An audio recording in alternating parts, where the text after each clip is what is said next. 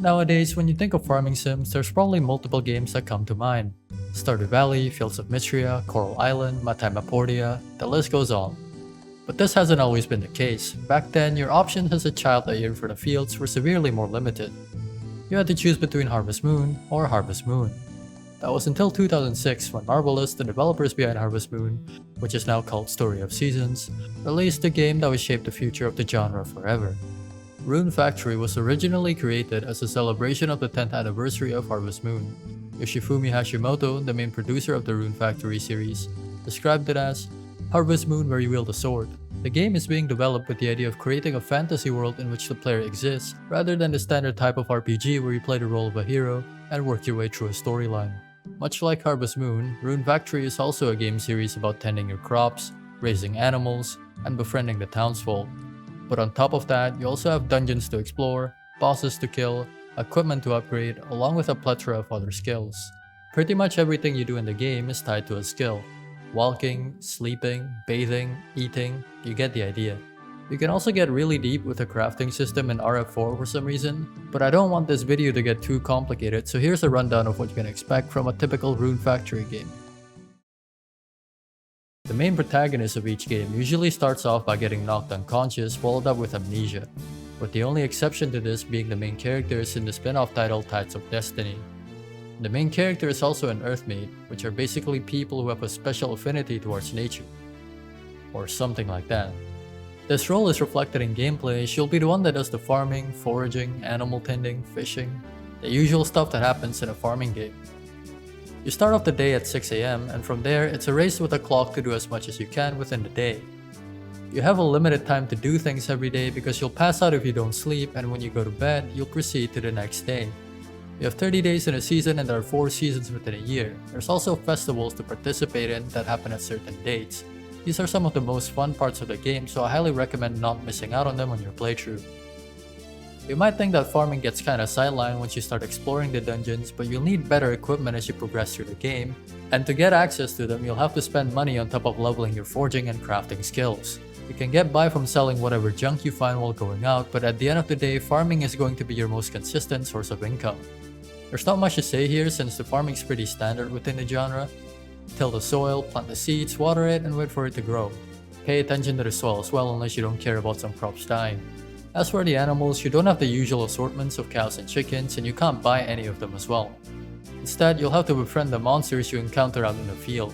The monsters range from a chicken and cow equivalent to whatever this thing is.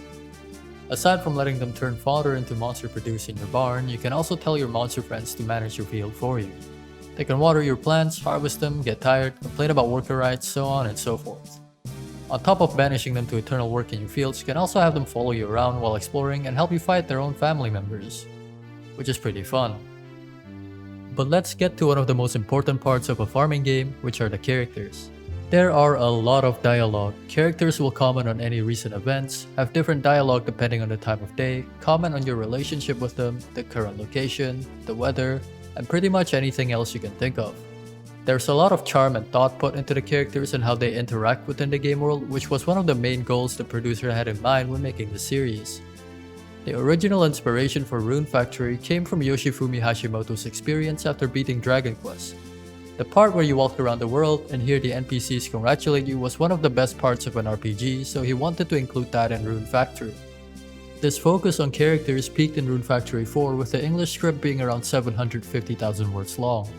If you were to play the game normally, it would probably take you several in-game years until you start seeing repeated daily dialogue.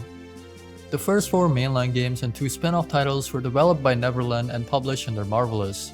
After the release of Rune Factory 4, the company went bankrupt with most of its employees being absorbed into Marvelous, who went on to develop the series from Rune Factory 5 onwards. If all of this sounds interesting, you might be wondering which game would be the ideal one to start with as a newcomer to the series.